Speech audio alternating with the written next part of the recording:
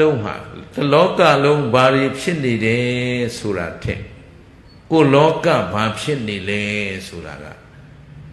ပိုအရေးကြီးတယ်လို့သုံးသပ်လို့မရဘူးလားဟုတ်ကလားနော်အဲ့တော့ကိုအရင်လုံခြုံအောင်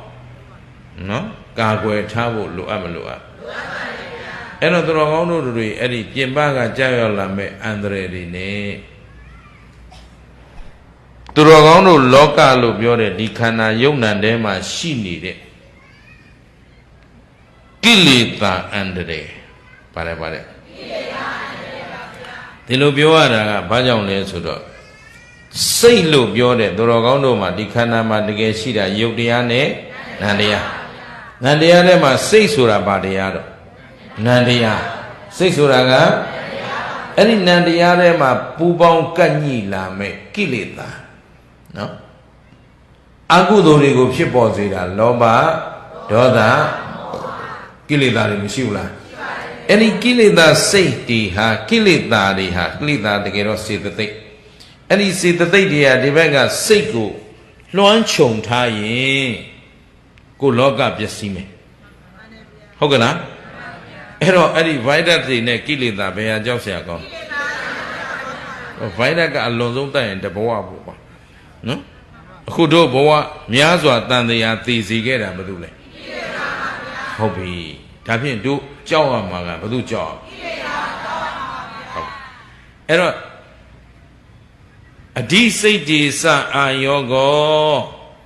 စိတ်ကိုအစိုးရသူဖြစ်မှဒါတကယ်အဲ့တော့ဦးဇင်းတို့တော်ကောင်းတို့ရဲ့ပန်းတိုင်လို့ပြောရနော်အမြင့်ဆုံးပန်းတိုင်ဦးဇင်းတို့တော်ကောင်းတို့အားလုံးကိုမျက်နှိုးတန်ဖိုးထားလို့အထက်တန်းစားတယောက်ဖြစ်ခြင်းနဲ့တန်ဖိုးအရှိဆုံးလူတယောက်ဖြစ်ခြင်းနဲ့ဆိုရင်စိတ်ကိုအစိုးရသူဖြစ်ရဘာအစိုးရသူအဲ့တော့စိတ်ကိုအစိုးရသူဆိုတော့ရိုးရိုးလေးပဲစဉ်းစားကြည့်တော်ကောင်းတို့ကမကောင်းတဲ့စိတ်တွေဖြစ်ခြင်းလားကောင်းတဲ့စိတ်တွေဖြစ်ခြင်းလားမကောင်းတဲ့လောကမှာနေခြင်းလားကောင်းတဲ့လောကမှာနေခြင်းလားအဲ့ဒါကိုစစ်တမ်းထုတ်ရမယ်နော်အဖြေထုတ်ပြီးသွားပြီဆိုရင်ကောင်းသောလောကမှာနေခြင်းနဲ့ကောင်းတဲ့စိတ်ပဲဖြစ်ခြင်းနဲ့ဆိုရင်ဘာလို့ကြ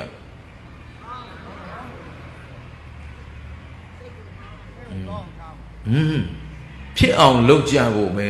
လိုတာပေါ့ဗျဟုတ်ကလားကဲအဲ့ဒါလေးကိုမြတ်စွာဘုရားရှင်ကိုယ်တော်မြတ်ကြီးဆုံးမခဲ့တဲ့တရားတစ်ပုဒ်စရတုံးဆိုတာလေးနဲ့ဦးဇင်းတို့ဒီနေ့ညနှလုံးသွင်းကြရအောင်နော်ဘာတုတ်တဲ့စရတုံးစရသွားခြင်းကျင့်ခြင်းကြံခြင်းပေါ့လေနော်အဲ့တော့နောက်ဆုံးဒီတရားတော်ကဘယ်မှာလာသလဲလို့မေးရင်ဣတိဝုတ်ပါဠိတော်နော်ဣတိဝုတ်ဣတိဤသို့ဝုတ်တန်းဟောတော်မူ၏လို့ဆိုတဲ့ရှင်အာနန္ဒာကရှင်မကတ္တဗကြီးကိုပြန်လျှောက်ထားတဲ့တရားတွေဒီလိုဟောတာတပည့်တော်ကြားဘူးတယ်ဖေမြတ်စွာဘုရားဒီလိုဟောတာကြားဘူးတယ်ဖေလို့ရှင်အာနန္ဒာကနောက်ဆုံးလျှောက်တာပေါ့လေအယံပိဝုတ်တော်အယံပိအထောဝုတ်တော်ဘဂဝတော်ဣတိမေတုတန္တိမေဖျားတပည့်တော်အာနန္ဒာသည်ဣတိဤသို့သူတန္တိကြားနာလိုက်ရပါ၏အယံပိအထောယခုပြောအပ်သောဟောအပ်သောတရားတော်ဤအဲ့ဒီဩအပ်တဲ့တရားတွေကိုဘဂဝတံမြတ်စွာဘုရားရှင်ကိုယ်တော်မြတ်ကြီးသည်ဝုတ်ထောဟောတော်မူအပ်ကုန်၏ဝုတ်တော်ဟောတယ်ဝုတ်တံဣတိဝုတ်တံဒီတရားကိုဒီလိုဟောပါတယ်လို့ပြောတဲ့တရားတွေစုထားတဲ့ထဲကအဲ့ဒီမှာစတုကနိဗ္ဗတ်ထဲကစရတုံး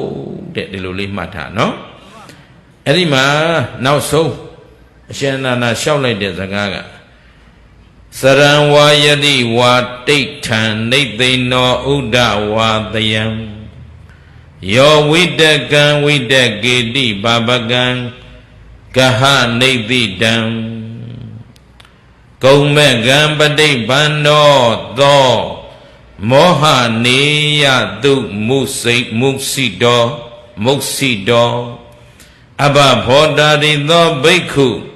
ဖုထုံတံမောတိမုဒ္ဓမံယောစစရံဝါဒိဋ္ဌံဝါနိသိဏောဥဒ္ဒဝါသယံ ဝိတကံသမယိတ်တဝနာ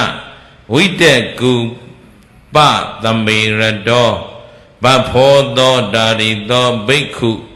ဖုတ်ထုံတံဘောတိမုဒ္ဓမန္တိဒါမြတ်စွာဘုရားဟောတဲ့တရားကိုချုပ်ပြီးတော့အရှင်အာနန္ဒာကပြောလိုက်တဲ့စကားစရံဝါယတိဝါဒိဋ္ဌံနိသိဏောဥဒ္ဒဝါသယံဆိုတာက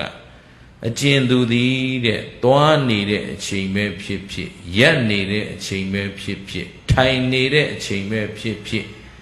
အိမ်မပျော်သေးပဲလျှောင်းနေတဲ့အချိန်ပဲဖြစ်ဖြစ်တဲ့ဆိုတော့တို့တွေဦးဇင်းတို့တော်ကောင်းတို့နေထိုင်ကြတဲ့အရိယာပုတ်၄ပါးလျှောင်းထိုင်ရပ်သွားပြန်ပြောအရိယာပုတ်ဘယ်နှမျိုးရှိတော့အဲ့တော့၄မျိုးလုံးမှာလို့ပြောတာပဲနော်အဲ့ဒီ၄မျိုးလုံးမှာယောဝိတကံဝိတကေတိပါပကံမကောင်းတဲ့အတွေးတွေတွေးနေမယ်ပါတယ်မကောင်းတဲ့အတွေးဆိုတာကာမဝိတ္တငါးပါးအယုံကာမဂုဏ်တွေနဲ့ကြံစီနေတဲ့ကာမဝိတ္တဗျာပါဒဝိတ္တသူတစ်ပါးကိုဖျက်လို့ဖျက်စီးနော်ညင်မှနှိမ့်ဆက်လို့တဲ့အကြံတွေနဲ့တွေးနေတဲ့ဗျာပါဒဝိတ္တဝိဟိတဝိတ္တသူတစ်ပါးကိုပင်ပန်းစေအောင်စိတ်ပင်ပန်းစေအောင်နော်ပင်ပန်းဆင်းရဲစေအောင်ကြံစီနေတဲ့ဝိတ္တတွေဒါကောင်းတဲ့အကြံတွေလားမကောင်းတဲ့အကြံကောင်းတဲ့စိတ်တွေလားမကောင်းတဲ့စိတ်တွေလားယောဝိတကံဝိတတေတိပါပကံကဟေနိတိတံအဲ့ဒီယုံညံ့တဲ့အကြံတွေကိုကြံပြီးတော့နေကြတာကုံမကံပတိပန္နောသောမောဟနေယတုမုစိတ်တော်မုတ်စိတော်ဆိုတာအဲ့ဒီမကောင်းတဲ့အကြံတွေဆိုတာကိုယ်တဏ္ဍာမှာသိမ့်ပိုက်ထားရမှာလားဖယ်ရှားပြရမှာအဲ့ဒီကြံကလွတ်အောင်နော်မကြိုးစားပဲနဲ့ကုံမက်ကပฏิပန္နောသောမောဟနေယတုတွေးဝေနေတဲ့ပုဂ္ဂိုလ်ပါတယ်တွေးဝေနေတဲ့ပုဂ္ဂိုလ်ဒီအကြံတွေကိုကိုယ်တန်တန်မှာဖြစ်ပေါ်လာပြီဆိုရင်ဆက်လက်ပြီးတော့ကြံစီနေရမှာလားမောင်းထုတ်ပြရမှာလွတ်မြောက်အောင်ကြံရမယ်ဒီအကြံတွေကနေဆက်ပြီးတော့မျောမသွားအောင်ပါမသွားအောင်ဟုတ်ကလားအဲ့ဒါကိုတွေးဝေနေတဲ့ပုဂ္ဂိုလ်တဲ့အဘဘောတာတိသောဘိက္ခုဗုဒ္ဓုံတံဘောတိမုဒ္ဓမံလမ်းကောက်လမ်းမကြီးကိုသွားနေတာပါတယ်လမ်းကောက်လမ်းမကြီးသွားပြီးတော့တွေးဝေနေတဲ့ပုဂ္ဂိုလ်ဟာတဲ့ဗုဒ္ဓုံတံဘောတိမုဒ္ဓမံလွတ်မြောက်ရနော်မက်ဖို့နိဗ္ဗာန်ရဖို့အကြောင်းမရှိဘူးနဲ့ဖို့နိဗ္ဗာန်ကိုမရနိုင်တဲ့ပုဂ္ဂိုလ်တဲ့ယောသစရံဝါဒိဋ္ဌံဝါနိသိဏောဥဒ္ဒဝါသယံဝိတကံသမယိတ်တဝနာဝိတကုပသမေရတောဘဖောသောတာရိသောဘိက္ခုဗုဒ္ဓုံတံဘောတိမုဒ္ဓမန္တိအကျဉ်သူသည်အခါခသိမ့်မိမိတဏ္ဍာမှာအခါခသိမ့်ဆိုတာသွားနေသည်ဖြစ်စေထိုင်နေသည်ဖြစ်စေရက်နေသည်ဖြစ်စေလျောင်းနေသည်ဖြစ်စေနော်အရိယာဘုတ်၄ပါးလုံးမှာတကယ်တော့ဦးဇင်းတို့တွေအိတ်နေတဲ့အချိန်ကလွဲရင်လို့ပြောတာပဲလုံးလုံးအိပ်ပျော်နေရင်တော့တို့တွေသိသေးလားမသိတော့အဲ့ချိန်ကတော့သတိပညာမဲ့နေတဲ့အချိန်တကယ်တော့မောဟအလုံးစုံဖုံးလွှမ်းသွားပြီးတော့ဝိတက်ဘဝင်စိတ်ကလေးနဲ့အိတ်နေတာဆိုတော့အဲ့ဒီချိန်မှာဘာမှတသင်္ခါရိကပြုပြင်ကြံစီရင်နိုင်ခြင်းအလျင်မရှိဘူးအဲ့ဒီအချိန်ကလွယ်၍ကျန်တဲ့အချိန်တိုင်းမှာမိမိတဏ္ဍာမှာဖြစ်ပေါ်စေတဲ့အကုသိုလ်ဝိတ္တတွေနော်ကာမဝိတ္တဗျာပါဒဝိတ္တဝိဟိန္ဒဝိတ္တဘယ်နှမျိုးတော့မကောင်းတဲ့အကြံစီတွေကြံတတ်မကြံတတ်ကြံတတ်တာပေါ့စောစောကဦးဇင်းတို့ပြောခဲ့ပြီးပြီဦးဇင်းတို့တော်ကောင်းတို့စိတ်ကဘယ်မှာပြောအဲ့တော့ကိုယ်တိုင်ပဲအားလုံးပဲလေဦးဇင်းကမေးကြည့်အောင်မယ်ဦးဇင်းနဲ့များတူနေသလားလို့နော်ဘုရားအလုပ်တရားအလုပ်လုပ်နေတဲ့အချိန်နဲ့စိတ်ဝင်စားတဲ့ဇာတ်ကားလေးကြည့်နေတဲ့အချိန်ဘယ်ဟာပူဇံရဇာတ်ကားကြည့်တဲ့အချိန်ဇံရပရိရွတ်နေတဲ့အချိန်နဲ့အတင်းပြောနေတဲ့အချိန်ဘယ်ဟာပူတမာရီကောင်းဘလို့ပြန်ပြောစမ်းပါဦးနော်နောက်တစ်ခေါက်တော့အဲ့ဒါပရိရွတ်တော့ မမိတစ်ချက်လွတ်တစ်ချက်နော်မမိလိုက်လွတ်သွားလိုက်နဲ့ဆက်သက်သုတ်သာဂုံသွားတာမသိလိုက်ကျုပ်တော့လေခင်ဗျားတို့တော့မသိဘူးကျုပ်ကကျုပ်ပြောတာသဘောပါလားတခါတလေများဒိဋ္ဌံချက်ထားပြီးတော့ငါဟာအခု24ပြည့်စည်ပဋ္ဌာန်းဥစဉ်ကသူများတွေကိုကိုယ်ကသာဘာမှမဟုတ်တာသူများကိုကူကျင်တာကဲကျင်တာအဲ့တော့ဥစဉ်ကပဋ္ဌာန်းကလေးတွေရွတ်မယ်ပဋ္ဌာန်းရွတ်မယ်ပဋ္ဌာန်းရွတ်ပြီးပူဇော်မယ်ဒီငါရွတ်တဲ့ပဋ္ဌာန်းကိုတလုံးမှအတိစိတ်လွတ်ပြီးတော့မရွတ်မိအောင်ငါကြိုးစားမယ်အကယ်၍တလုံးလောက်ငါသတိလွတ်သွားရင်တိကပြန်စဒိဋ္ဌံပြီးတော့ခတ်ကြီးနဲ့ချတဏီကုံရွတ်တာမပြီးဘူး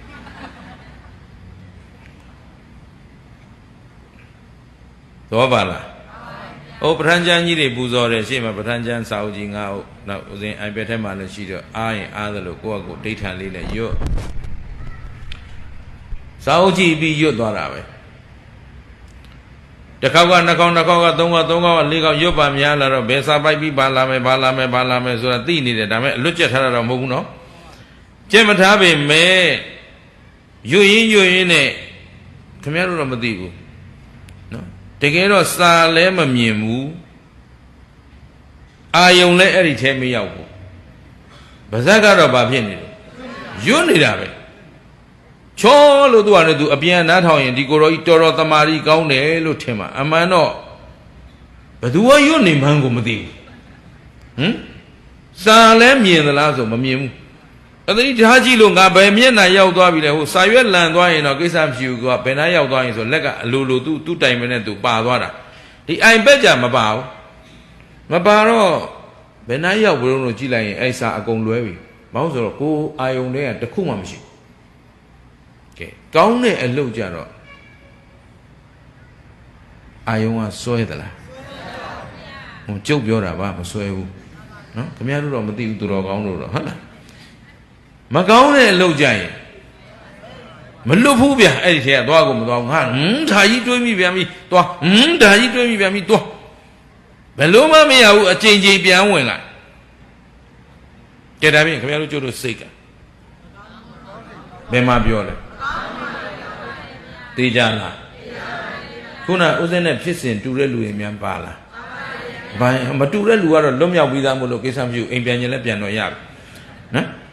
တူတဲ့လူတွေဥစဉ်တို့ဆက်ပြီးတော့အလုပ်လုပ်အောင်သဘောပါလား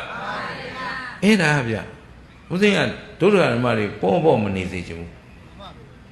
ဒီနေ့ဒီအချိန်ကြီးမှာပို့ပြီးတော့အရေးကြီးတယ်နော်အဲ့တော့အချိန်မရွေးဘာမဆိုဖြစ်သွားနိုင်တယ်ခုဘာမှမဖြစ်သေးရင်ဘာမှဖြစ်သေးဘူးပေါ့နော်ဖြစ်ပြီဆိုတော့လည်းပြီးရောပေါ့နော်တော့မြန်မာနိုင်ငံရဲ့အနေထားရအဲ့ဒါလိုရှိပါတယ်သိစိတ်ချရပါတယ်ဟုတ်လားဘာမှမဖြစ်သေးရင်ဘာမှဖြစ်ဘူးကိစ္စမရှိဘူးနော်ဖြစ်ရင်လည်းပြီးပြီအလုံးပြီးကြပြီအဲ့တော့မပြီးခင်လေးတို့ရမယ်အလုပ်လုပ်တယ်မလုပ်တဲ့လုပ်ထားတယ်မလုပ်ထားတဲ့အဲ့တော့ဟိုလူပြစ်တယ်ဒီလူပြစ်ခြင်းဟိုလူအားမရဒီလူအားမရဟိုလူဝေဖန်ဒီလူဝေဖန်လုပ်နေလို့မရဘူး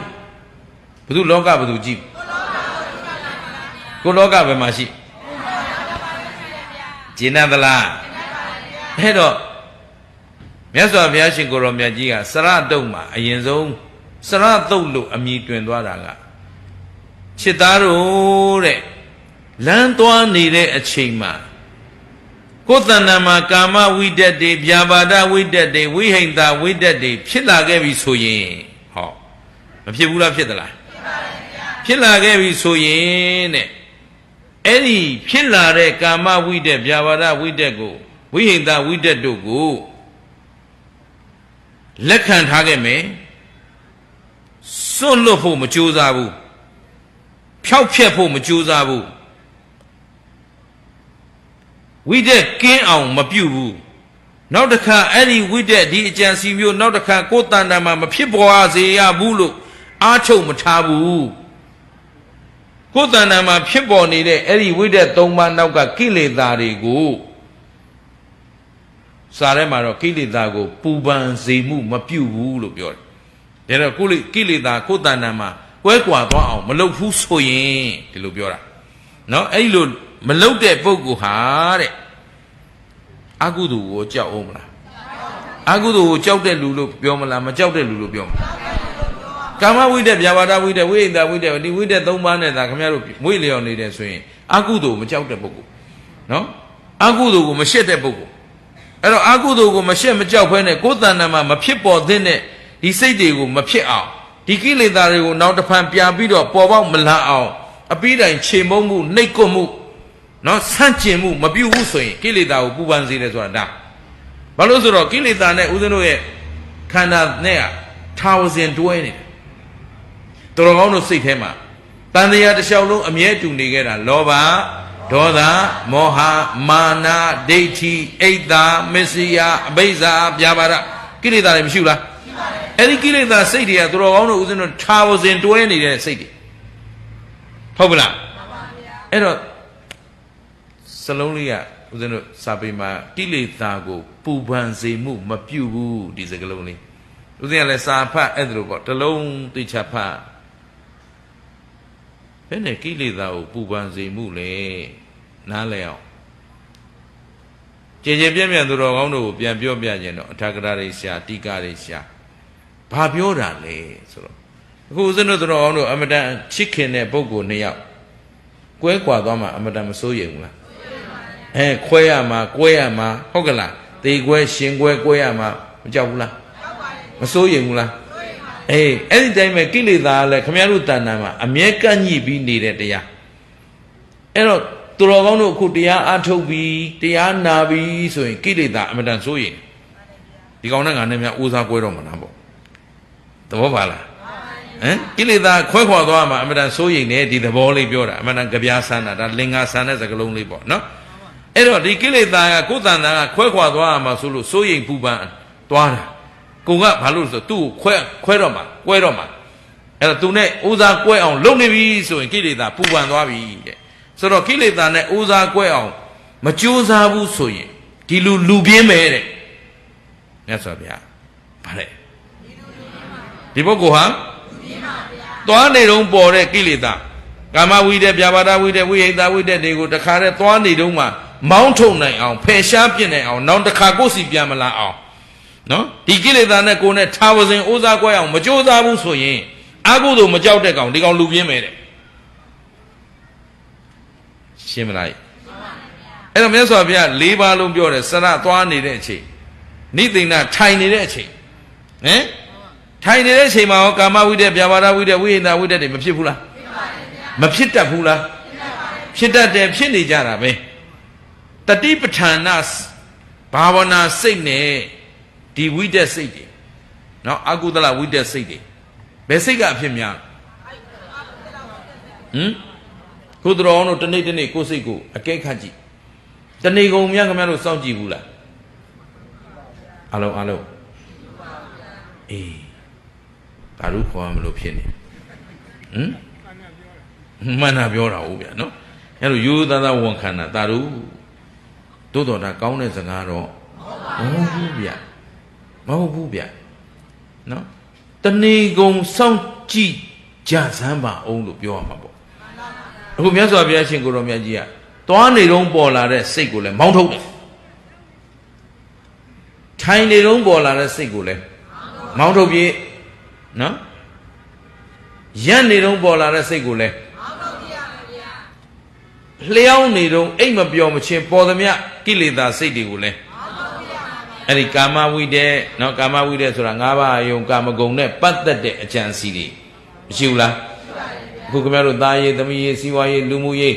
နော်နိုင်ငံရေးအရေးမျိုးစုံခင်ဗျားတို့မှာတွေးရကြံရပူပန်ရမရှိပေဘူးလားရှိပါပါဗျာကာမဝိတ္တတဲ့အဲ့ဒါကာမဂုဏ်အာယုံလေးကြီးပဲနာမည်တွေမျိုးစုံလွှဲတက်ထားတာသားရေးသမီးရေးစီးပွားရေးလူမှုရေးနိုင်ငံရေးကြိုက်တာပြောအဲ့ဒါအာယုံပဲခင်ဗျားတို့တည်ငါကြုံတွေ့နေရတဲ့အာယုံဒါကိုအဝိဇ္ဇာနဲ့တဏှာကအဝိဇ္ဇာကလည်းအမှန်မသိအောင်ဖုံးထားတယ်တဏှာကလည်းခမည်းတော်လှည့်စားပြီးတော့ချုပ်နှောင်ထားတော့ အခုကိုဘဝလေးနဲ့ကိုနေတဲ့အခါဒီသားရေးသမီးရေးစီးပွားရေးလူမှုရေးနိုင်ငံရေးမတွေးလို့ရမလားအေးမရရင်ဆက်တာတွေးကြတော့ဟုတ်လားအဲ့တော့မရဘူးလို့ခံယူထားရင်ဘာမှလုပ်လို့မရတော့ဘူးတော့ပါလား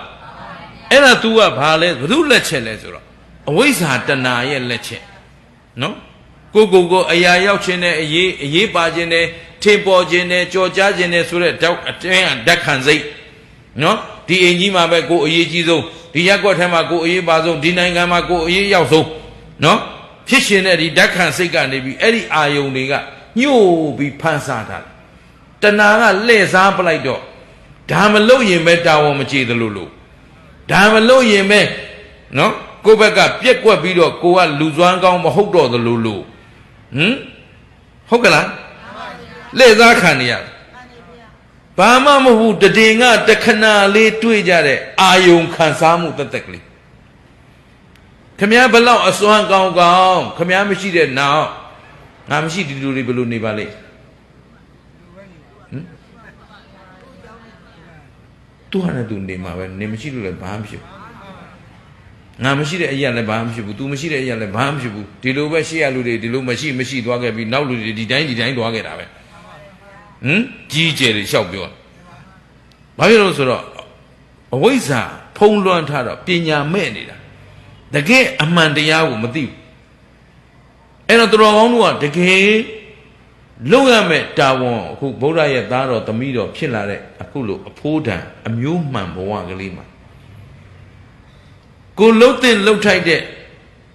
အမှန်ကန်ဆုံးအလုပ်ကိုဆုံးခန်းတိုင်မြောက်ပေါင်းမြောက်အောင်ရွရွချွန်ချွန်လှုပ်ထားတယ်မထားတယ်အလုံးတော့အရေးကြီးတယ်နော်ဦးဇင်းဘာလို့ပြောနေလဲဆိုတော့တို့တွေကျေးဇူးရှင်မိုးကုတ်ဆရာတော်ဘုရားကြီးစကားလေးကတော့သိလွယ်တယ်အသေးမဟုတ်ခင်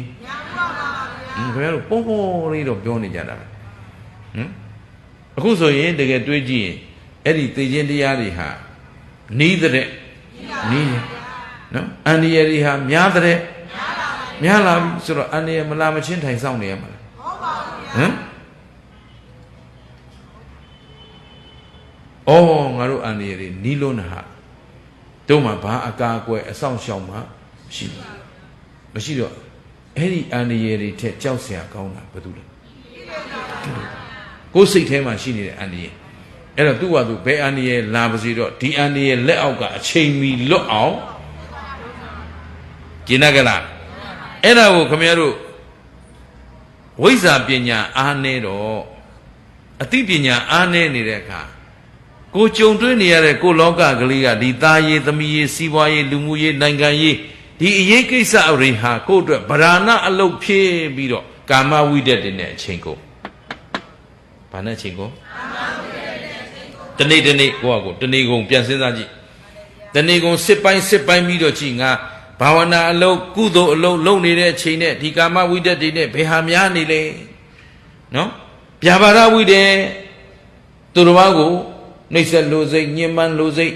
နော်သူတော်ဘာစိတ်ဆင်းရဲကိုဆင်းရဲအောင်ကြံစီတဲ့အကြံစီတွေရောမလာတတ်ဘူးလားလာတတ်ပါတယ်နော်အဲ့တော့ဝိဟိတဝိတ္တသူတော်ဘာကိုစိတ်နှစ်ပါးပင်မဆင်းရဲအောင်ညှဉ်းပန်းနှိစ္စလိုစိတ်တွေရောပါတယ်အဲ့တော့ဒီမှာအဖြစ်အများဆုံးကကာမဝိတ္တကုဗုဒ္ဓဘာသာသူတော်စင်တွေအတွက်ကဗျာပါဒနဲ့ဝိဟိတသိမပေါ်တတ်ပါဘူးသို့တော့မပေါ်ဘူးလို့တော့မထင်နဲ့နော်မပေါ်ဘူးလို့တော့မထင်နဲ့ဟိုဟာတွေပေါ်တော့နေကြငါတို့သာဆိုရင်ဟောလာပြီသူကအဲ့တော့ဒီဝိတ္တ၃ပါးသည်ကုသလဝိတ္တလားအကုသလဝိတ္တလားဝိတ္တရဲ့အဲ့တော့အကုသိုလ်တွေဆိုတော့တို့တွေမြတ်နေလားရှုံးနေလားချမ်းသာလားဆင်းရဲဟောဒီတော့ကိုယ်စိတ်ထဲမှာဖြစ်နေတဲ့ဒီတရားတွေကိုလက်ခံထားရမှာလားဖယ်ရှားပြတ်အေးကိလေသာပူပန်စေတယ်ဆိုတာသူတို့တွေနောက်တစ်ဖန်ကိုယ်တဏ္ဍာမှာပြန်ပြီးတော့ကန့်ညိမလာအောင်ကိုလှုပ်ထားရမှာတဲ့အဲ့ဒါလို့မကြိုးစားနေဘူးဆိုရင်ဒီလူပြင်းမဲတဲ့ဆိုတော့ဒီစကလုံးလေးကိုသုံးထားတာကိုဦးဇင်းကလည်းသဘောကျလုံးလို့ဒီတုတ်ကိုထုတ်ခေါ်တာဗျနော်ဒီလူပြင်းမဲ ဆိုတော့အခုခင်ဗျားတို့လူလောကအလယ်မှာကြတော့တာရေးသမီးရေးစီးပွားရေးလူမှုရေးနိုင်ငံရေးဂျကုတ်ဂျခဲလုံနေတဲ့လူတွေကိုပြင်းတဲ့လူတို့ခေါ်မလားဝရိယရှိတဲ့လူတို့ခေါ်မလားအခုလူပတ်ဝန်းကျင်မှာခင်ဗျားတို့ပတ်ဝန်းနေကြတော့ဒါအမတန်စူးစမ်းတာ तू ကအလုံးအားတဲ့လို့ကိုမရှိဘူး तू မှာနည်းနည်းများနားပါဦးကွာမိဟာအောင်မဲစူးစမ်းလို့ဟုတ်ကလားသို့တော့ तू ဟာတကယ်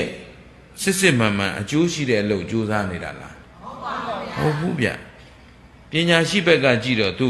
ကာမဝိတ္တဗျာပါဒဝိတ္တဝိဟိန္ဒဝိတ္တဒီနေ့ဘယ်ရေးလုပ်လို့နော်တာရေးသမီးရေးစီးပွားရေးလူမှုရေးနိုင်ငံရေးကိစ္စဘယ်ရေးလုပ်လို့နော်ကိုသားသမီးအတွက်ကြတော့ကာမဝိတ္တသူများသားသမီးကြရင်ဗျာပါဒဝိတ္တဟောဟွာသွားပြီမတူတော့ဘူးဟမ်သူများသားသမီးကြရင်ဗျာပါဒဝိတ္တဝိဟိန္ဒဝိတ္တဒါတာရေးသမီးရေးစီးပွားရေးဒီတိုင်းပဲကိုစီးပွားရေးကိုကြတော့အောင်မြင်ရမယ်ကိုနဲ့စီးပွားတူလာပြီဆိုရင်ကိုသူများကိုပြည့်စည်စေခြင်းပြီဟမ်ညင်မနှိမ့်ဆက်ခြင်းပြီမလားဘူးလားအေးတာရေးသမီးရေးစီးပွားရေးလူမှုရေးဒီတိုင်းပဲအခုခင်ဗျားတို့လူမှုရေးပရိဒတ်အသင်းတွေလုပ်ကြတော့သူ့အသင်းနဲ့ကိုယ်အသင်းဆိုဟိုဘက်ကလည်းအသင်းထောင်ထားတယ်ဆိုရင်ဘယ်အသင်းကတာခြင်းလာပြီအဲ့မှာပြဿနာစတက်တာသဘောပါလားဦးဇင်းတို့တရင်မျိုးစုံကြားနေရတာပါမြန်မာနိုင်ငံမှာတော့တကယ်နာရီကုညီမှုအသင်းတောင်မှဟိုဘက်မျိုးနေရတဲ့ဒီဘက်တမျိုးနေတဲ့နှစ်သင်းဖြစ်လာရင်ဟိုသင်းနဲ့ဒီသင်းမတည့်တော့ဘူးလေမသာပို့တာတော့မတည့်ဘူးသဘောပါအော်လုံးမစိုးဘူးအဲ့ဒါကာမဝိတ္တဗျာပါဒဝိတ္တဝိဟိန္ဒဝိတ္တလူမှုရေးနိုင်ငံရေးပို့ဆိုးပေါ်နိုင်ငံရေးသမားဆိုတာကိုယ်နဲ့အစဉ်ပြေတဲ့ဘက်ကကျတော့ကိုယ်ပဲအစဉ်ပြေတဲ့ကောင်တွေကြာရှုံးပါစေပျက်စီးပါစေနစ်မွန်းပါစေအမြဲတမ်းဒီစိတ်မရှိဘူးလားအဲ့တော့အဲ့ဒီစိတ်တွေကခင်ဗျားတို့ကျုပ်တို့အတွက်ကောင်းကျိုးပေးနေတယ်လားဆိုးကျိုးပေးနေဒီနေ့ဆိုးကျိုးတွေကိုဖြစ်ပေါ်စေတာဒီတရားတွေတဲ့ဗျတော့ပါရဲ့လား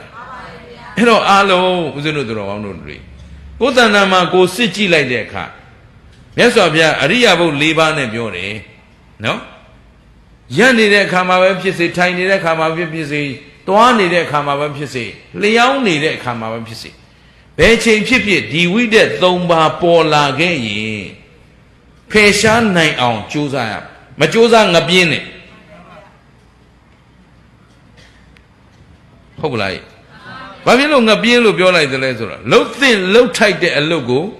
မလှုပ်ဖဲမလှုပ်သင့်မလှုပ်ထိုက်တာတွေနဲ့အချိန်ကုန်နေလို့မြတ်စွာဘုရားဒါလေးပြောချင်တာရှင်းလားခင်ဗျားတို့ကြိုးစားနေတဲ့သားရေးသမီးရေးစီးပွားရေးနိုင်ငံရေးဆိုတဲ့ကိစ္စတွေဟာတကယ်တော့တည်ငါအာယုံခံစားမှုတွေဘယ်တော့မှပြည့်စုံသွားတယ်လို့မရှိဘူးဘယ်တော့မှပြည့်စုံသွားတယ်လို့မရှိဘူးသဘောပါလားအဲ့တော့ကိုရေးလားဆိုတော့ကိုဝင်ဆွက်နေရင်ကိုရေကိုမဆက်နဲ့ကိုလည်းမဆိုင်တော့တကယ်အရေးကကိုယ်တဏ္ဍာမှာပေါ်နေတဲ့ဒီစိတ်တွေကြောင့်ဒီကိလေသာတွေကြောင့်ဟုတ်ကလားကဲခုဦးဇင်းဟောနေတုန်းလေးမှာခင်ဗျားတို့ဒီကာမဝိတ္တဗျာပါဒဝိတ္တဝိဟိန္ဒဝိတ္တတွေများအကယ်၍ခင်ဗျားတို့တဏ္ဍာဖြစ်လာရင်ဘာလို့ကြမယ်ဖြစ်မဖြစ်လဲစစ်ဆေးဖို့လိုအပ်မလို့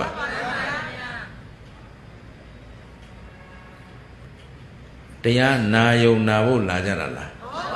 ဟုတ်လားဦးဇင်းကြည့်လိုက်တယ်ရောက်လာကြတယ်တရားနာပေးသားကြည့်လိုက်တယ်အင်ဒီခပ်ပါပဲသူတို့ဗိုင်းရပ်စ်ကြောက်နေကြပြီနော်ဟိုလိုဒီလိုဆရာကြီးတွေလိုနဲ့သူတို့ကြောက်တယ်ပေါ့မထွက်ဘူးတရားဝဲမို့လို့ပါနော်အဲ့တော့ကြည့်လိုက်တာနဲ့သိတယ်ဟုတ်ပြီသူတို့ဗိုင်းရပ်စ်တော့ကြောက်တယ်ဒါကြောက်လားမသိဘူးငါပြောကြည့်အောင်ပါဟုတ်ကဲ့လားအဲ့တော့အဲ့ဒီဗိုင်းရပ်စ်နဲ့ဒီကိလေသာဘယ်အဘူကြောက်ဆက်လဲဒါပညာရှိတယ်ဦးဇင်းသိနော်တကယ်ကိုသူတို့ကကြောက်တဲ့နာကိုကြောက်ရကောင်းမှန်သိလို့လာတာဟုတ်ကဲ့လားတကယ်တရားသာလျင်တို့အတွက်ဗราဏအရေးကြီးဆုံးလမ်းမှန်တွေ့ဖို့လိုတာဟုတ်ဗျအဲ့တော့အသက်နဲ့လဲရမယ်ဆိုလဲလဲရုံပဲဒီတော့ဒါကိုခင်ဗျားတို့ကကောင်းကောင်းသိနေတဲ့ပုဂ္ဂိုလ်တွေဖြစ်တဲ့အတွက်ဦးစင်းကထူးထူးလဲလဲပြောချင်တာနော်ဒီအလုံးမလုပ်သေးရင်ခင်ဗျားတို့ငပြင်းစင်းရင်ဝင်တယ် နော်လူအန္တာအကန့်စင်းဝင်နေမှာကျေနပ်ကြလားသဘောပေါက်သလားအဲ့တော့ဦးဇင်းတို့တော်ကောင်းတို့ကရက်နေစေမှာပဲဖြစ်ဖြစ်သွားနေစေမှာပဲဖြစ်ဖြစ်ထိုင်နေစေမှာပဲဖြစ်ဖြစ်လျှောင်းနေစေမှာပဲဖြစ်ဖြစ်ဒီကာမဝိတ္တဗျာပါဒဝိတ္တဝိဟိတဝိတ္တတရားတွေများဖြစ်လာခဲ့ရင်ဘာလို့အောင်ကိုယ်တန်တန်မှာလက်ခံထားရမလားဖယ်ရှားပြထက်တန်တဲ့လုံလဝရိယနဲ့တဲ့အဲ့ဒီကိလေသာကိုပူပန်စေအောင်နောက်တစ်ဖန်ကိုယ်တန်တန်မှာဖြစ်မလာအောင်အာထုတ်နေတဲ့ပုဂ္ဂိုလ်ကမှလုံလဝရိယရှိသူတဲ့တနည်းအားဖြင့်သူစိတ်သည်ငြိမ်းအေးရာလွတ်မြောက်ရာနိဗ္ဗာန်ကိုစေလွတ်ထားတဲ့လုံလရှိသူလို့ဆိုလိုက်တယ်ဟောသဘောပါလားအဲ့တော့အခုဦးဇင်းတို့သဘောပါလားလို့ပြောတာကထာဝရချမ်းသာသည်ဘယ်တော့ရမလဲဒါတွေမရှိမှရမယ်ဒီမကြီးနော်ထာဝရချမ်းသာဘယ်တော့မှရဒီကိလေသာတွေမရှိမှရမှာကိလေသာတွေရှိနေသေးသေးဘယ်ပြေးလို့မှမလွတ်ဘူးခင်ဗျားတို့ကြိုက်တဲ့နေရာပြေးဒီဘေးဒီဒုက္ခဒီအန္တရာယ်တွေလာမှာပဲသဘောပါရဲ့လားခန္ဓာရှိရင်ခန္ဓာနဲ့ဆက်နွယ်နေတဲ့ယောဂါရောမကြောက်ရောက်လားမြေရေဘေးမိဘေးတွေရောငလျင်ဘေးတွေရောမကြောက်ရတဲ့နေရာများရှိလားရှင်းတတ်ကြလားဒါဖြင့်ရင်ဦးဇင်းတို့တော်အောင်တို့ကပြင်းရည်သူနဲ့လုံလရှိသူမြတ်စွာဘုရားခွဲလိုက်နော်လူပြင်းလူအန္တအသုံးမကျတဲ့ကောင်ဆိုတာဒီကိုယ်တန်တန်မှာဖြစ်ပေါ်လာခဲ့တဲ့ကာမဝိတ္တဗျာပါဒဝိတ္တဝိဟိတဝိတ္တဒီမကောင်းတဲ့ဝိတ္တ၃ပါးကိုလက်ခံထားပြီးတော့ဖယ်ရှားဖို့မကြိုးစားမောင်းထုတ်ဖို့မကြိုးစား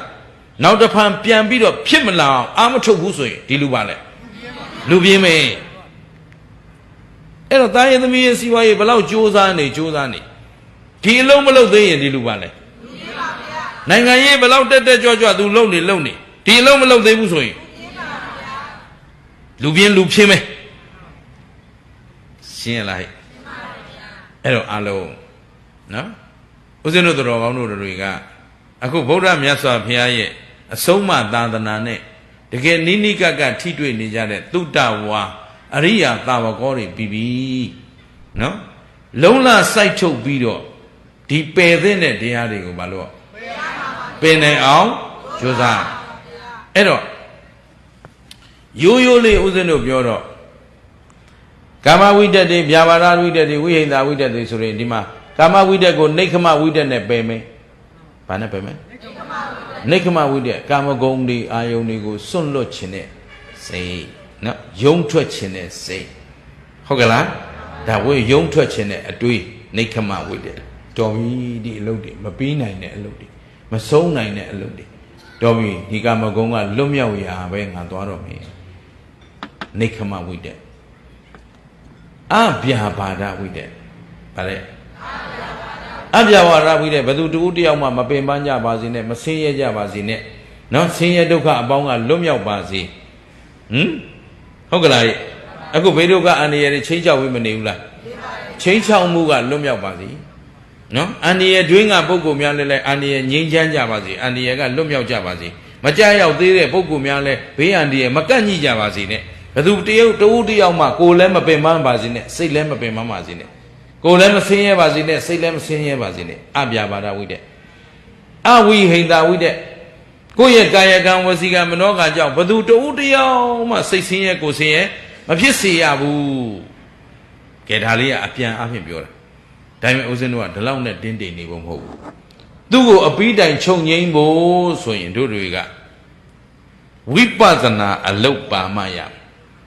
ဘာပါမှရဝိပဿနာဘယ်ကစမလဲဆိုတော့တတိပဋ္ဌာန်ကစဘယ်ကစဝိပဿနာဘယ်ကစမလဲဝိလေသေပတ္တိတိဝိပဿနာဆိုတာဝိပဿနာအထူးအဖြင့်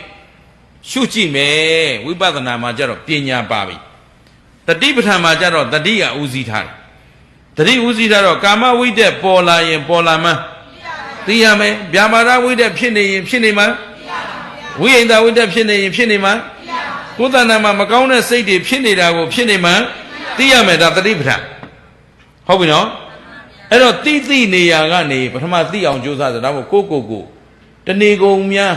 စစ်ဖူးသလားလို့ခုနဒီမေကွန်းလေးမမေးဘူးလားအေးဒါသတိတရားအတွက်သူတော်ကောင်းတို့ငါတို့ဒီဘဝမှာဒီသာသနာနဲ့ကြုံတွေ့ကြိုက်ကလေးမှာကိုအပန်တကယ်လေ့လာသုံးသပ်တဲ့အလုပ်တွေကြာကြာနာလှုပ်သင့်ပြီလို့အားလုံးမှတ်ထားနော်အဲ့တော့ခုဦးဇင်းတို့ကုသိုလ်စိတ်တွေရောကြာဘူးနာဝတွေမရှိဘူးလား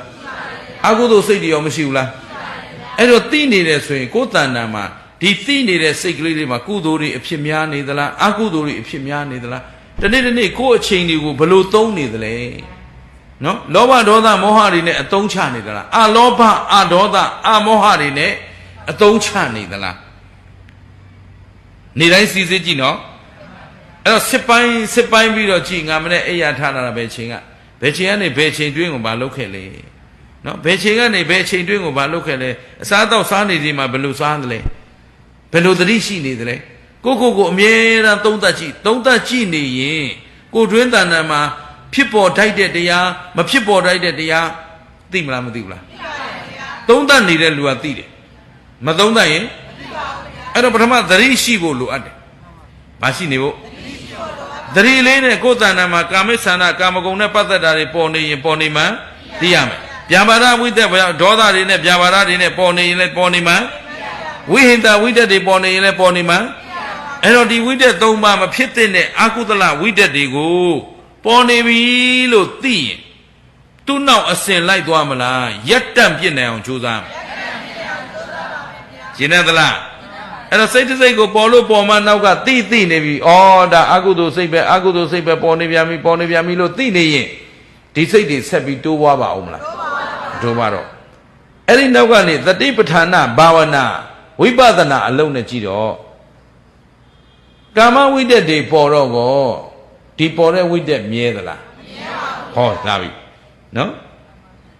ဗျာပါဒဝိတ္တကောမြဲသလားမြဲပါဘူးဝိသဝိတ္တကောမြဲပါဘူးအဲ့တော့ဘယ်ကြံစီပေါ်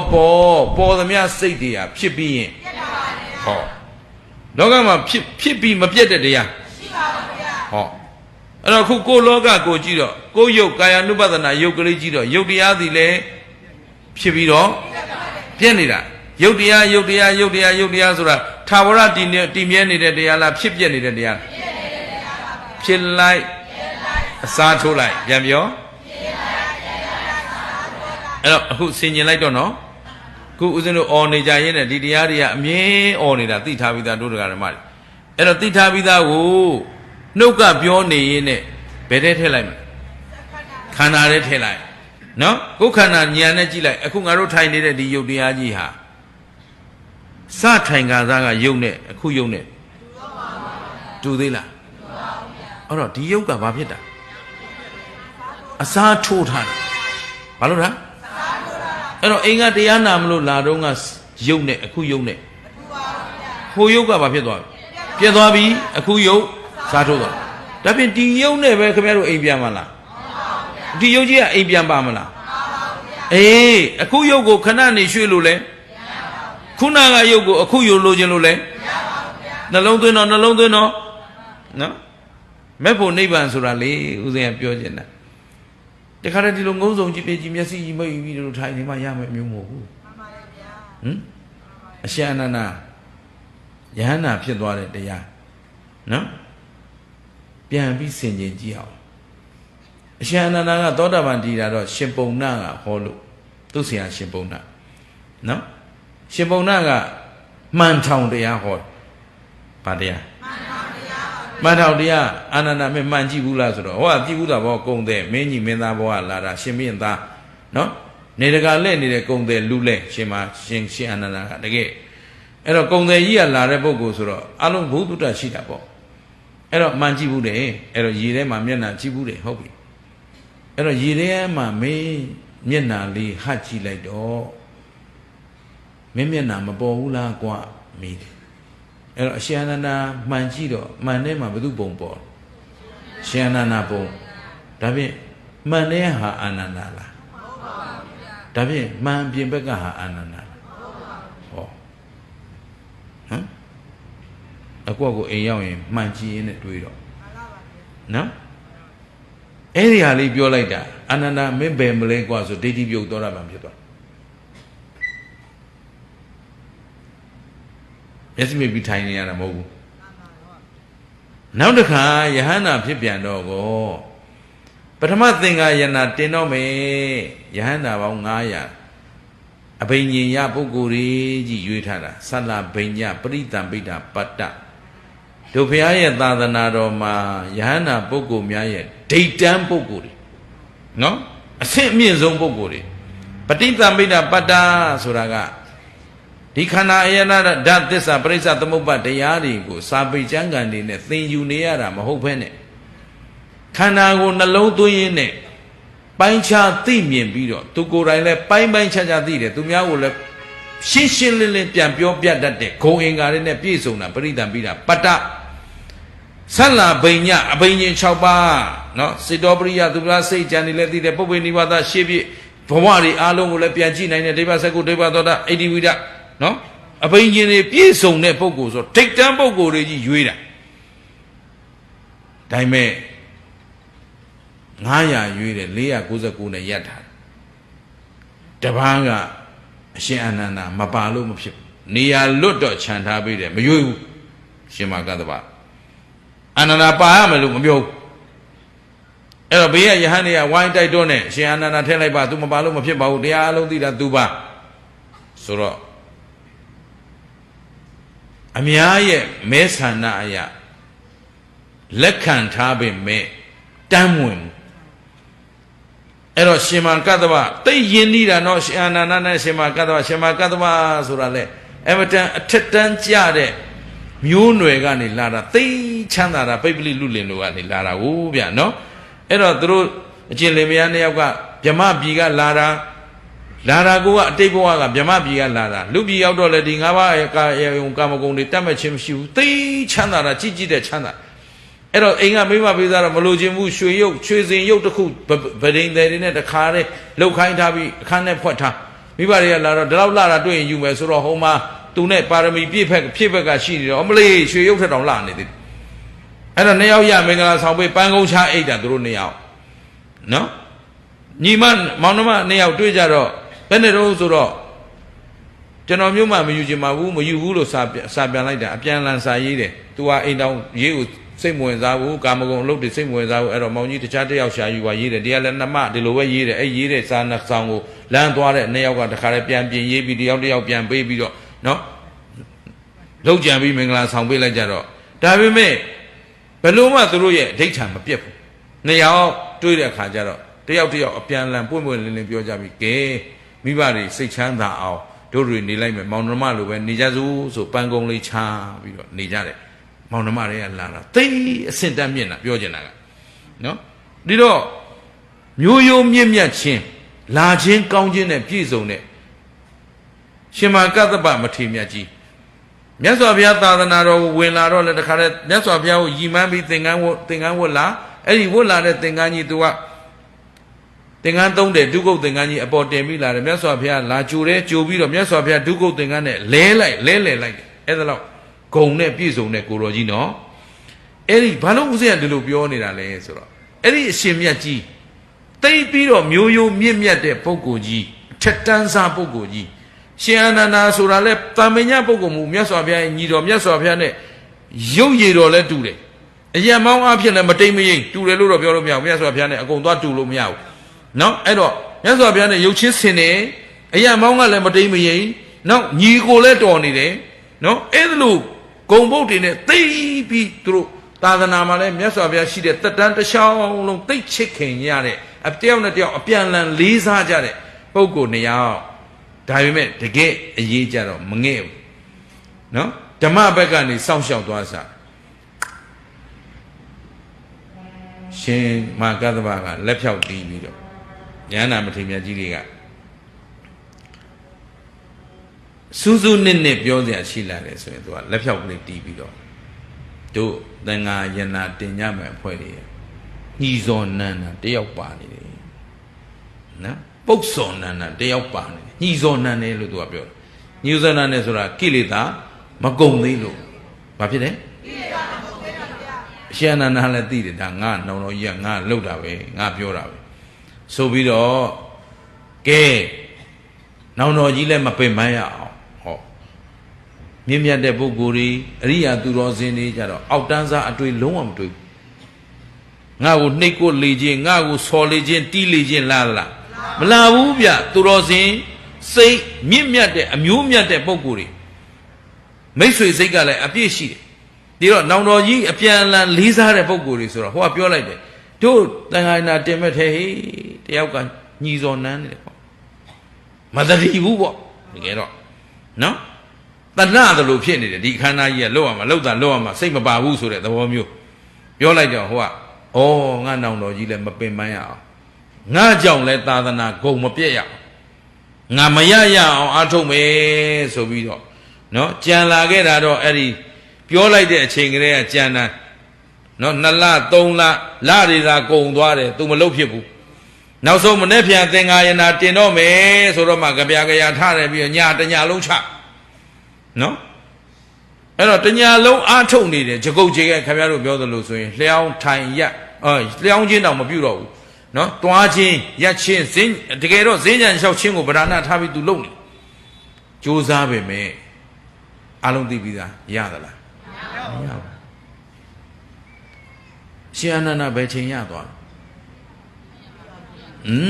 အာယုံတက်ခဏနီးနော်အာယုံတက်ခဏနီးတော့ငါခဏတော့နားအောင်မှာသိပ်ပင်ပန်းနေပြီခဏနေလဲအခမ်းအနားစတော့မယ်အဲ့တော့ငါလဲလှုပ်တင်တဲ့လောက်လှုပ်နေတာပဲလीနော်ရှိရသောတာပန်ဓာတ်ခံကလည်းရှိတော့သိပြီးတော့နော်ကြီးကြီးကျယ်ကျယ်ဒေါသဖြစ်ခြင်းမကြည်မနှံ့ဖြစ်ခြင်းပူဆွေးခြင်းတော့မဖြစ်ပါဘူးတတိလက်မလို့စေပဲနဲ့ခန္ဓာကိုယ်ရုပ်တရားကြီးကရုပ်နဲ့နာနဲ့ဆိုတာအပြန်လန်းသွားနေကြတာရုပ်သိပ်ပင်ပန်းလာရင်လည်းညာကမလိုက်နိုင်တော့ဒီတော့ခဏတော့နားအောင်မှဖြစ်မယ်ဆိုပြီးတတိမလွတ်စေပဲနဲ့လှဲအောင်မှပဲဆိုလျှောင်းဖို့ပြင်ဆင်လိုက်တာခေါင်းနဲ့လည်းမထိသေးဘူးကြမ်းနဲ့ခန္ဓာကိုယ်နဲ့လည်းမထိသေးဘူးခြေထောက်နဲ့မြေကြီးနဲ့လည်းလွတ်ခါစားဟောအရိယာဘုတ်၄ပါးလုံးကလွတ်ပြီးတော့မှလေးမဲ့လေးဖို့ရသွားဆိုလိုချင်တာကမျက်စိကြီးမိတ်ပြီးထိုင်နေမှတရားမဟုတ်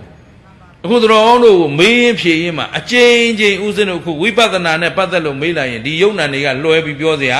ရှိဘူးယုံနာအနိစ္စဒုက္ခအနတ္တကလွယ်ပြီးပြောစရာမရှိဘူးဗျအဲ့တော့အကျဉ်းချင်းပြောလို့အကျဉ်းချင်းနားထောင်နေရတဲ့အချိန်မှာငါကြားဘူးပြီးသားပဲငါသိပြီးသားပဲလို့ပေါ့ဆဆမနေလိုက်နဲ့နော်အခုဒီမှာတော်ကောင်းတို့စိတ်ကိုပြင်တော့မယ်ဆိုရင်အခုနောက်ပိုင်းအရေးကြီးတဲ့ကိစ္စလာပြင်ပြီနော်တို့စိတ်ကိုတို့ပြင်ရတော့မယ်လို့ဆုံးဖြတ်လို့မရဘူးလားအဲ့တော့စိတ်ထဲမှာဒီကိလေသာတွေလာလို့မဖြစ်ဘူးမလာအောင်တို့ကြိုးစားတော့မယ်ကြိုးစားတော့မယ်ဆိုရင်ဒီစိတ်ကိုဘာနဲ့ပြင်မလဲတတိပညာ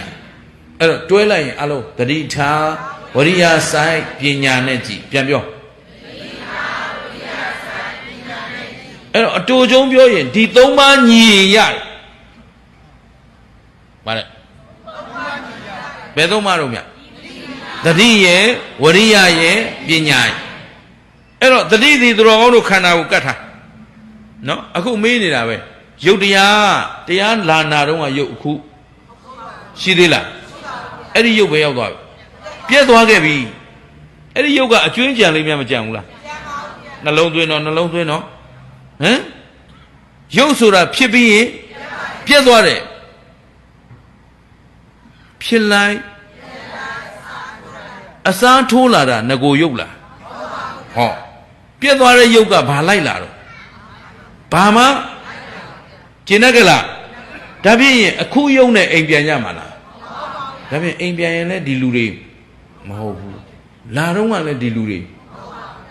ကျင်တတ်ကြလားဒါဖြင့်ဒီရုပ်ဒီနံဒီခန္ဓာကြီးကအမြဲပြတ်တယ်လို့စဖြစ်ပြီးတော့ဒီတော့ဒီခန္ဓာကိုယ်ကြီးမှအနှဲငယ်မှမမြဲပဲနဲ့သူနဲ့ပတ်သက်ဆက်နွယ်လာတဲ့အာယုန်တွေမြဲနိုင်မှာမလားအခုခင်ဗျားတို့၅ပါးအာယုန်ကာမဂုဏ်အဲ့ဒါကိုပဲနာမည်တတ်ထားတာသားရေးသမီးရေးစီးပွားရေးလူမှုရေးနိုင်ငံရေးဗျအဲ့ဒီအရေးတွေလို့တတ်ထားတာအာယုန်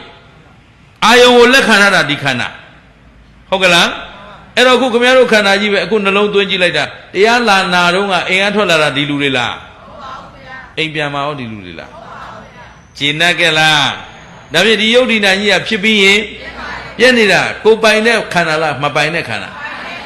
အဲ့တော့မပိုင်တဲ့ခန္ဓာတနည်းအားဖြင့်အတ္တလားအနတ္တလားအရေးကြီးပြီပြုအခုပြောနေတဲ့သဘောကအနိစ္စသက်သက်ကိုပြောနေတာမဟုတ်ဘူးလာတော့ကယုံနာနဲ့အခုထိုင်နေတဲ့ယုံနာတူသေးလားမတူပါဘူးဗျာအခုထိုင်နေတဲ့ယုံနာနဲ့အိမ်ပြန်မဲ့ယုံနာမတူပါဘူးဗျာဒါဖြင့်တို့မှလက်ဆုပ်လက်ကင်ပြเสียအနတ္တဆိုတာအဲ့ဒါအဆိုင်အခဲတည်မြဲနေတဲ့ခိုင်ခန့်နေတဲ့အရာဘာတစ်ခုမှမရှိဘူးအနတ္တတက်တက်ပါလားလို့သိလာခြင်းသည်အနတ္တဆိုတာခင်ဗျားတို့မြန်မာလိုဘာသာပြန်နေတဲ့အစိုးမရခြင်းတက်တက်လောက်မဟုတ်ဘူးနော်အတ္တမဟုတ်တာအနတ္တလို့ဦးဇင်းကရှင်းပြတော့ဟိုဦးဇင်းဒီလိုဒီပြောတဲ့အခါတချို့ရည်တယ်အဲ့ဒါဘာလို့ဆိုသဘောမပေါက်လို့ရည်တာတကယ်ကအတ္တဆိုတဲ့စကားလုံးကမြန်မာလိုပြောရင်အဆိုင်အခဲတည်မြဲပြီးနေတာခုဦးဇင်းတို့တော်ကောင်းတို့စိတ်ထဲမှာငါဆိုတာဒီခန္ဓာကိုယ်ကြီးရှိနေတယ်လို့ထင်မထားဘူးလားအဲ့ဒီဆွဲအားလုံးရှိတယ်တရားဝဲပြီးဘယ်တော့မှအိုးအိမ်ပြန်မှာပေါ့ဝဲပြီးမှတော့အိမ်ပြန်ဘယ်သူအိမ်ငါအိမ်ပြန်မှာပေါ့ဟောနေငါတယောက်လုံးလာတာမမြင်ဘူးလားမမြင်ဘူးလားငါမသိဘူးလားဆိုတော့ဒီခန္ဓာကိုယ်ကြီးကိုအတ္တလို့ထင်ထားတာဘာလို့ထင်ထားတာအဲ့တော့ဦးဇင်းတို့ဓမ္မကရိကတွေကသူတော်ကောင်းတို့အတ္တမဟုတ်ပါဘူးလို့မြင်အောင်ပရိယေတွေနဲ့ပြနေရတယ်သို့တော့ဒါပရိယေပဲဒီအမြင်ပေါက်ရမှာကသူတော်ကောင်းတို့ဉာဏ်ကကိုယ်ပိုင်ဉာဏ်နဲ့ကိုယ်တိုင်ပေါက်မှကိစ္စပြီးမှာရှင်းလားအဲ့တော့ခုနကနမူနာလေးပေးလိုက်တာအတိတ်ကသူတော်ကောင်းတို့လာခဲ့တုန်းကအိမ်အားထွက်လာတုန်းကယုံနာအခုရှိသေးလားအခုယုံနာအိမ်ပြန်ပါမလားဒီအချက်ကလေးပဲပြန်စဉ်းစားအတိတ်ကယုံနာဆိုတာလည်းမရှိတော့ဘူးအခုယုံနာရောမြဲသလားဒီယုံနာကိုဆွဲယူလို့လည်းမရဘူးဘာလို့ဆိုဒီယုတ်ဒီနာကလည်းအမြဲမပြတ်တရဖြစ်ပြီးတော့ပြက်နေတာအဲ့တော့ဒီယုတ်ကရောအိမ်ပြန်ပါအောင်မလားမပါဘူးဒါတော့ငါဆိုတာဘယ်မလဲနော်ရှင်အာနန္ဒာမှန်ကြည့်သလိုပဲနော်မှန်တဲ့ဟာအာနန္ဒာလားမဟုတ်ဘူးဒါဖြင့်ဒီအပြင်မှာရှိနေတာအာနန္ဒာလားအပြင်ဟာလို့လည်းပြောလို့မရဘူးဒါအပြင်ကအာနန္ဒာဆိုအထဲထဲဟာအာနန္ဒာမဟုတ်ဘူးဟုတ်ကလားအထဲကအာနန္ဒာဆိုလည်းအပြင်ဟာအာနန္ဒာမဟုတ်ဘူးဆိုတော့အရှင်အာနန္ဒာဆိုတာအခေါ်ပဲရှိတယ်အပြင်ကလည်းယုတ်တရားအထဲကလည်းယုတ်တရားပဲအစင်းယုတ်ကြီးရှင်းရလားဒီယုတ်မိပြီးမှဟိုယုတ်ဖြစ်လာတာဒီယုတ်မှမမြင်ရင်ဟိုယုတ်လဲဒီယုတ်မှမခံရင်ဟိုယုတ်လဲရေနက်ကဲလားသဘောပေါက်သလားအဲ့တော့အားလုံးကိုယုတ်ကိုနံကိုခန္ဓာကဝိပဿနာဉာဏ်နဲ့ကြည့်လိုက်ရင်ဒီယုတ်နံခန္ဓာကိုကဖြစ်ပြီးတော့ဘာသစ္စာလဲအဲ့တော့ဒုက္ခသစ္စာလို့ပြောနေတာဦးဇင်းတို့အမြဲတမ်းအော်နေကြဖြစ်ပြက်ဘာသစ္စာခန္ဓာမှရင်ဘာသစ္စာမဟောကြဘူးလားနှလုံးသွင်းကြည့်လိုက်တကယ်တော့ဒီယုတ်ဒီနံဆိုတဲ့ခန္ဓာကိုယ်ကအခေါ်သက်သက်ပဲရှိတယ်တကယ်တော့ဒုက္ခဆင်းရဲခြင်းသစ္စာကအမှန်တရားနော်ဖြစ်ပြီးအမြဲမပြတ်တရဇဖြစ်လိုက်ပြက်လိုက်အစားထိုးလိုက်ဖြစ်နေတဲ့ဒုက္ခသစ္စာသက်သက်ဆင်းရဲသက်သက်ပဲရှိတယ်ဆိုတော့အဲ့လိုဉာဏ်ပေါက်သွားရင်ဒီဘက်ကသူနဲ့သက်ဆိုင်တဲ့ကာမဝိတ္တဗျာပါဒဝိတ္တဝိဟိန္ဒဝိတ္တလာဦးမလားဟိုအမြစ်ကဖြိုပလိုက်ငါမှမရှိရင်ငါအတ္တဆိုတာကျင်သလားငါကိုယ်မှမရှိရင်ငါဥစ္စာဆိုတာမရှိဘူးအဲ့တော့ငါကိုယ်မရှိတာကိုဉာဏ်နဲ့သာဖောက်ထွင်းပြီးမြင်ရင်ဒီကိလေသာသိမသိအဲ့တော့ဝိပဿနာဉာဏ်နေနဲ့ဒီကိလေသာကိုနောက်တစ်ဖန်ထပ်မဖြစ်အောင်ကြိုးစားတဲ့ပုဂ္ဂိုလ်မှာတဲ့ယောစစရံဝါဒိဋ္ဌံဝါနိသိဏောဥဒဝါတယံဘယ်ချိန်ပဲဖြစ်ဖြစ်တဲ့သွားပဲနေနေထိုင်ပဲနေနေရပ်ပဲနေနေနော်လျောင်းပဲနေနေဘယ်ချိန်ပဲဖြစ်ဖြစ်ဝိတ္တကံတမယိတ်ကြွာနာဒီပေါ်နေတဲ့ကာမဝိတ္တဗျာပါဒဝိတ္တဝိဟိန္ဒဝိတ္တတွေကိုတခါတည်းဘာလို့ဖယ်ရှားနိုင်အောင်မောင်းထုတ်နိုင်အောင်ကြိုးစားရမယ်ဒီလိုကြိုးစားပြီးနေရင်တာတိတော်တာတိဂုံနဲ့ပြည့်စုံပြီးဝိပဿနာဉာဏ်သာတကယ်လုံနေရင်ဒီပုဂ္ဂိုလ်သည်နိဗ္ဗာန်ကိုညွတ်နေတဲ့ပုဂ္ဂိုလ်ဘယ်ကိုညွတ်နေလဲဒါပေမဲ့ညွတ်နေရင်သူနိဗ္ဗာန်နဲ့ထိုက်တန်တဲ့ပုဂ္ဂိုလ်ရှင်းသလားဒါဆိုရင်ဒီဘေးဒုက္ခအန္တရာယ်တွေကအလုံးလွတ်နိုင်မလွတ်နိုင်ရှင်းသလားဒါဖြင့်ဘေးလွတ်ကြောင်းတရားရှိမရှိဒါဖြင့်လွတ်အောင်လုပ်လို့ရမရဒါဖြင့်မိရောပေါ်ဆဆနေကြမလားလွတ်အောင်ကြိုးစားမယ်ဆိုတော့တကယ်သူတော်ကောင်းတို့သုံးရမယ်လက်နဲ့အဖော်ကသတိထားကျင်ကြလားပြန်ပြောသတိထားဝရိယဆိုင်ပညာနဲ့ကြည့်လိုက်တော့တကယ်ရှိတာယုတ်တရားနဲ့ ယုံနာနှစ်ပါးပြင်တခြားရှိသေးလားမရှိတော့ရင်ဒီယုံနာအကြောင်းကိုကောင်းကောင်းသိပြီဆိုရင်ဒီဘက်ကလွယ်မှားနေတဲ့အကြံအစီတွေလာเสียအကြောင်းရှိတော့ဓမ္မဒီပုဂ္ဂိုလ်သည်တဲ့သာသနာနဲ့ထိုက်တန်သူနော်နိဗ္ဗာန်မဲ့ဖို့မျက်မှောက်ပြုနိုင်သူဟုတ်ကဲ့လားအဲ့တော့မပြင်းကြီးတဲ့လူနော်ထက်မြက်ထူးချွန်သူလို့ဆိုလိုက်ရှင်းမလားအဲ့တော့ကိုလူထူးလူချွန်လူမွန်ဖြစ်ခြင်းဒါမောင်းထုတ်နိုင်အောင်ကြိုးစားဟုတ်ကလားဒီအလုပ်မလုပ်သေးရင်ငပြင်းနေကြီးပဲရှင်းရလားအကြောင်းမျိုးမျိုးပြဝိနေတာတာရေးသမရေးပြလိုက်စီဝါရေးပြလိုက်နိုင်ငံရေးပြလိုက်ဝိနေတာတဏှာလက်အောက်ရောက်နေတာအဲ့တော့သခင်စိတ်လားကျွန်စိတ်လားကျွန်စိတ်กว่าအဲ့တော့တကယ်သခင်စိတ်ဆိုရင်ကိုယ်စိတ်ကိုအစိုးရကိုယ်တဏ္ဍာမှာမဖြစ်တဲ့တရားမဖြစ်အောင်မောင်းထုတ်နိုင်ရဖြစ်တဲ့တရားဖြစ်အောင်ရယူပါဟုတ်ကလားအဲ့တော့သတိဝရိယပညာအဲ့ဒါစေတသိက်သုံးပါစိတ်ကိုလွှမ်းခြုံပေးမဲ့စိတ်ရဲ့အကောင်းဆုံးအဖို့မောဟောဟိုဘက်ကလောဘဒေါသမောဟဆိုတာအဖော်လားယံသူလားဒီလိုဗျအဲ့လိုဟောထားတဲ့သုတ်လည်းရှိသေးတယ်ဒီဣတိဝုတ်ပါဠိပေါ်မှာတကယ်တော့တဏှာဆိုတာကိုယ့်ရဲ့မိတ်ဆွေထင်နေတာယံသူနော်မိတ်ဆွေအတုတဲ့နော်တစ်သက်လုံးပေါင်းလာပေမဲ့အနိကဆုံးယံသူပဲအရေးကြုံလာတော့ဒုက္ခရောက်အောင်ဒုက္ခပေးသွားတာ तू ရှင်းသလားတကယ်တော့ကိုယ့်ရဲ့ဦးဇင်းတို့တော်ကောင်းတို့ရဲ့တကယ်အဖော်မွန်အစ်စ်ကတတိထားဝရိယဆိုင်ပညာနဲ့ကြည့်အားလုံးသိပြီနော်အဲ့တော့တတိဝရိယပညာနဲ့ကြည့်လိုက်တော့ခန္ဓာဘယ်နှပါအချင်းချင်းရင်ယုတ်တရားနဲ့ယုံနာအလုံးကဖြစ်ပြီးရင်ကဲဖြစ်ပြီးပြတ်တာဘာသစ္စာသိတဲ့ဉာဏ်ကမေဃသစ္စာလာရင်ဒီဘက်ကကာမဝိတ္တဗျာပါဒဝိတ္တဝိဟိန္ဒဝိတ္တဆိုတဲ့လွယ်မားတဲ့အကျင့်စီတွေလာအောင်မလားသေတာကနောက်ခန္ဓာမလာတာကသစ္စာဘယ်နှချက်ကိုက်အေးကဲသစ္စာ၄ချက်တစ်ပြိုင်တည်းကိုက်မှသာလျင်တန်တရားဝတ်တွင်းကလွတ်ကင်းမှဖြစ်တဲ့အတွက်မမိမလေးအောင်မပေါ်ဆသောသတိမလျှော့သောဇွဲလုံးလာဝရိယလက်ကင်ထားပြီးတော့ဒီဘဝဒီခန္ဓာမစွန့်ကြခင်အချိန်မီဒီတန်တရားဒုက္ခကလွတ်အောင်သတိဝရိယပညာအရင်တည်ပြီးတော့ကိုယ်တန်တန်ကိုယ်စိတ်မှာမဖြစ်ပေါ်သင့်မဖြစ်ပေါ်တတ်တဲ့တရားအလုံးကိုအပီးတိုင်မောင်းထုတ်နိုင်အောင်ကြိုးစားကြစို့လို့လေးစားစွာနဲ့တိုက်တွန်းရင်ဒီညနဲ့နာကြစို့